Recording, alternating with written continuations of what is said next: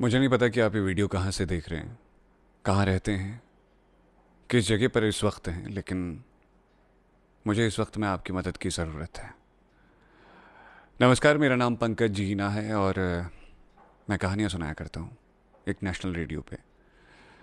अब तक बहुत सी वीडियोस बना चुका हूँ। आपने सोशल मीडिया के तहत मुझे बहुत मोहब्बत भी दी है, बेपनाह इश्क दिया है और हर रोज़ इस मोहब्बत में इजाफा ही देखा है मैंने। लेकिन आदमी के पास जब सारे रास्ते बंद हो जाते हैं ना,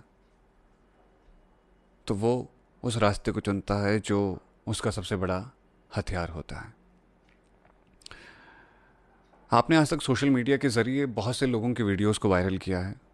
आज मैं आपसे दरख्वास्त करता हूँ कि आप इस वीडियो को शेयर कीजिए। मुझे नहीं पता कि आपके साथ कितने जुड़े हुए लोग हैं, लेकिन कहते हैं कि बूंद बूंद से घड़ा भरता है और शायद आपके शेयर करने से ये मुद्दा दुनिया तक पहुँच सके। तो बात आज से ठीक 1 साल पहले की है, जब अक्टूबर का महीना चल रहा था। हमारे उत्तराखंड में बहुत ज़्यादा बारिश हुई थी। उत्तराखंड का एक नैनीताल ज़िला है, वहीं मेरा एक गांव है चोपड़ा।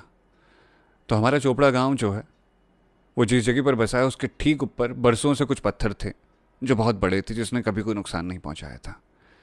लेकिन अचानक बारिशों में वो पत्थर नीचे की तरफ गिरने लगे।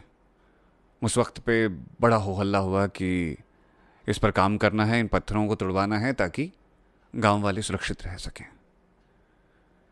कुछ वक्त तक वो हो हल्ला हुआ और उसके बाद वो हमेशा के लिए शांत हो गया। अब मौसम साफ हुआ तो किसी को परवाह भी नहीं हुई। हालांकि गांव के लोग अलग अलग अधिकारियों के चक्कर लगाते गए, उनसे दरख्वास्त करते गए कि आप हमारी सुध ले लें, इस चीज़ को सुन लें, लेकिन कोई असर नहीं हुआ। अभी 3 या 4 दिन पहले जब दोबारा से बरसात हुई, बारिशों ने उन पहाड़ियों को दोबारा से खिसका दिया।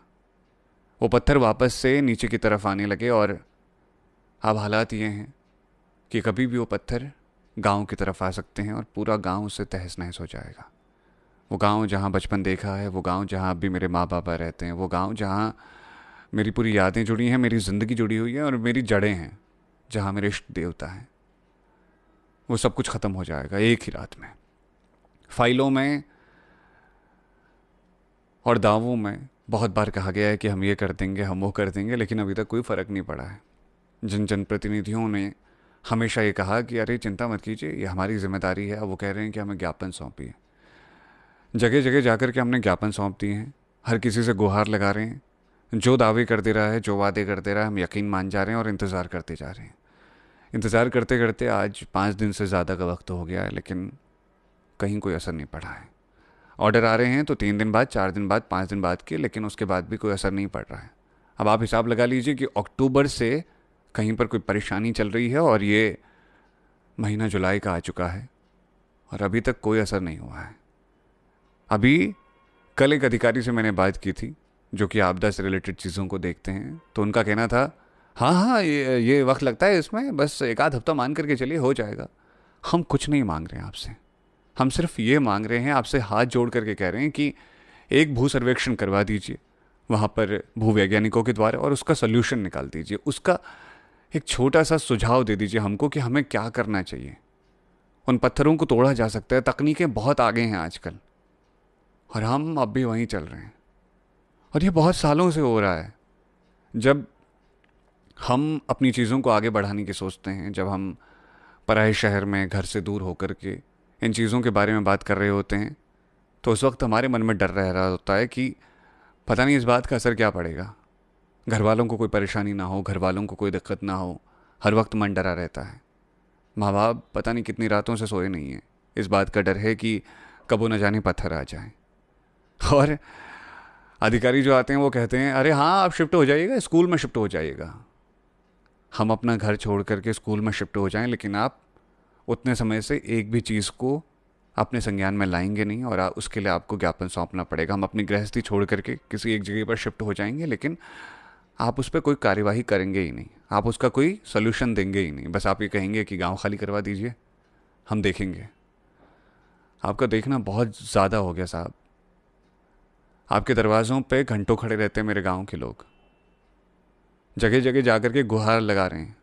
मैं उस गांव से आता हूँ और मैं हिंदुस्तान भर के रेडियो में कहानियाँ सुनाता हूँ, लेकिन मैं भी मजबूर हो गया हूँ, कुछ नहीं बचा है पीछे। अगर गांव ख़त्म हो गया तो हमारे पास तो कुछ रहने का ठिकाना भी नहीं है।